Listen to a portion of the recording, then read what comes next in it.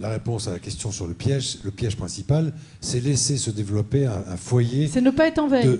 C'est de ne pas être en veille sur des réactions de mécontents, voilà, par exemple. C'est de ne pas être en veille. Voilà. Il faut faire attention, il faut prévenir aussi ses amis. Hein, je veux dire, c'est effectivement des relations sociales.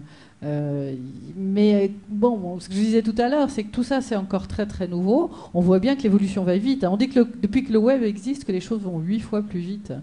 Donc tout va très très vite. Et c'est vrai qu'il y a 3 ans, avec les étudiants, on attirait l'attention parce que c'était un peu délicat, ce que l'on voyait publier. Aujourd'hui, on ne voit plus rien. Ils sont très avertis, beaucoup plus avertis. Bien, autre question ? Le piège aussi, dans un autre domaine, c'est d'ouvrir une boutique et de penser qu'on va devenir un e-commerçant sans penser à tout ce qui touche à la gestion et à la logistique derrière. Bonsoir, Éric Schall, en fait, conseiller en propriété industrielle, spécialisé donc dans le juridique sur la protection des marques et des concepts. J'avais une question qui était, qu'est-ce que vous pensez des recherches apparentées sur Google ? Les recherches apparentées sur Google. Peut-être pouvez-vous préciser pour ceux qui n'entendent pas clairement l'énoncé de votre question. Quand vous faites une interrogation sur une marque sur Google, vous avez des résultats.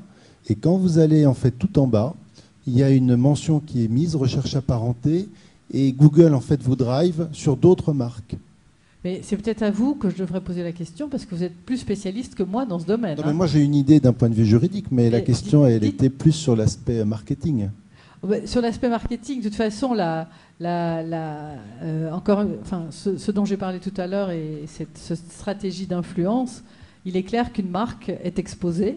Il est très difficile, nous sommes dans une globalisation. Hein, il est clair que la loi française va nous protéger sur notre territoire, mais que voilà, c'est très ouvert et qu'on peut ne plus du tout être protégé à partir du moment où on passe la frontière. C'est une veille, encore une fois, c'est pouvoir réagir, c'est pouvoir faire intervenir des gens comme vous probablement, parce qu'après ça touche un domaine juridique qui n'est pas le mien. Alors, moi je voudrais introduire ma curiosité. Monsieur Schall, non, gardez le micro. En clair, ça veut dire que Google vend à des marques la possibilité d'être inscrite en recherche apparentée.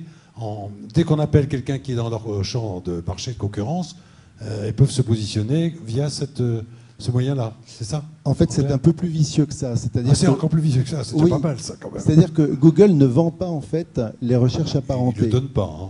C'est-à-dire qu'ils le font d'une manière qui est une manière indirecte. En fait, ils disent qu'un certain nombre d'internautes, en fait, quand ils interrogent telle marque... ont aussi interrogé telle autre. Exactement. Et donc, ils font une espèce de scanning de ces multi-interrogations et ils proposent, en fait, ces multi-interrogations. Donc c'est un outil de visibilité des mouvements des internautes. Oui, mais quelque part indirectement, et je pense que ça rejoint en fait ce que vous disiez tout à l'heure sur l'importance de la veille, c'est que le résultat, si vous voulez, c'est que si vous demandez en fait telle marque et qu'on vous drive sur un concurrent, au bout du compte, le système permet de créer du trafic pour le concurrent. Alors est-ce qu'on peut, compte tenu des précautions oratoires qui sont prises, considérer que c'est un driving vers un concurrent ? Ah, je pense que c'est un driving suspect. Et que suspect, vraisemblablement, de la veille doit probablement s'enchaîner une réaction vis-à-vis de Google, et notamment pour leur interdire de vendre à titre de mots-clés vos propres marques, etc. Oh là là. Alors donc le juriste a des moyens pour faire respecter ça ? Oui, absolument. Internet n'est pas une zone de non-droit. Très bien. Ce qui n'est qu'une illustration de ce qu'est la concurrence dans une économie de marché. Voilà. Rien de plus normal. Et du fait qu'il y a des problèmes qui apparaissent et qui donnent du travail potentiellement à toute une série de gens. Voilà, c'est très bien. Alors, autre question, madame. Tenez, prenez donc le micro. Voilà, Véronique Dansard, utilisatrice de Deezer. Je crains de n'avoir pas bien compris votre point de vue sur Deezer. Pouvez-vous me le repréciser ?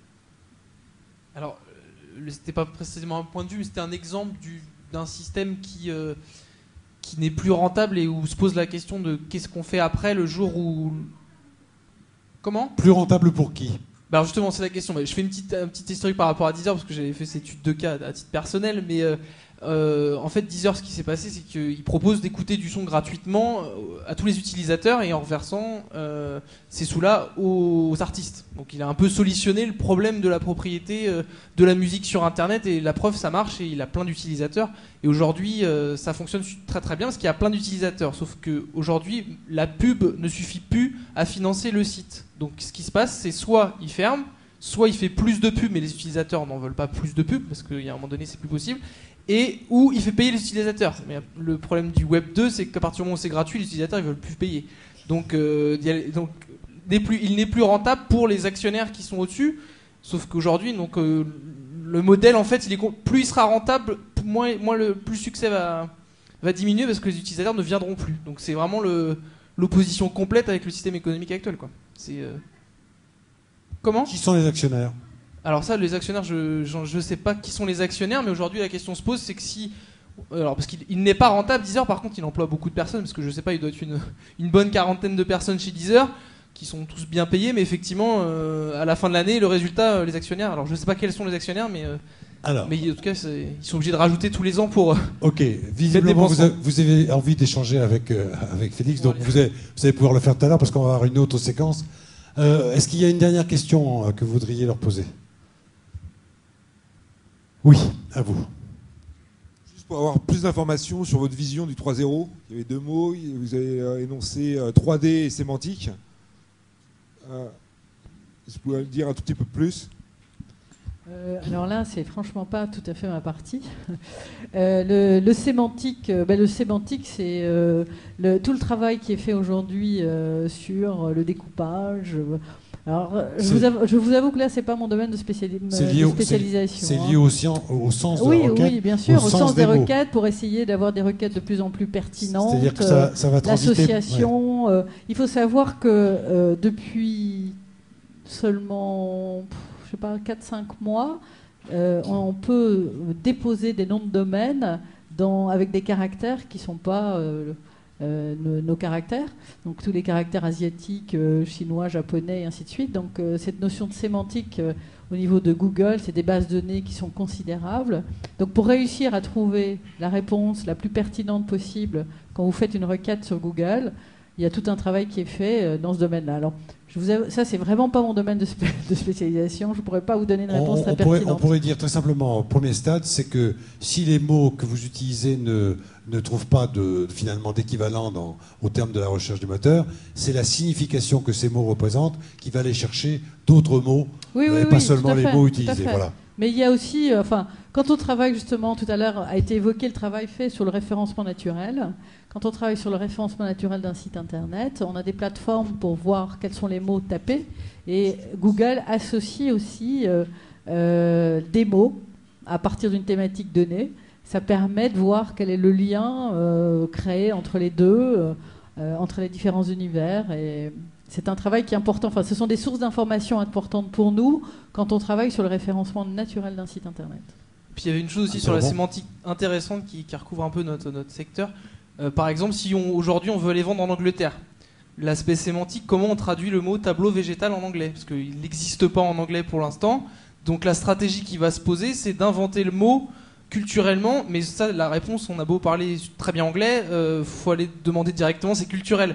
Et effectivement, donc on a opté pour plusieurs traductions, floor frame, enfin plein d'aspects. Ça, c'est proprement sémantique, c'est que au-delà de la définition du mot, il y a l'aspect culturel, et que faire du web marketing dans une autre langue, il faut prendre quelqu'un qui est né là-bas, enfin qui a au moins cette culture de la définition sémantique. Merci de cette précision, mesdames, messieurs, merci. Je vous demande de les applaudir parce qu'ils ont été passionnants. Et maintenant, les organisateurs concluent. Oui, alors c'est pas une conclusion, c'est juste pour vous dire que, encore une fois, ce soir, en tant qu'organisateur avec la Chambre de commerce, je pense qu'on a une soirée tout à fait passionnante, une soirée atlanticienne passionnante. Je suis sûr qu'on sera sans doute obligé de revoir une nouvelle fois ce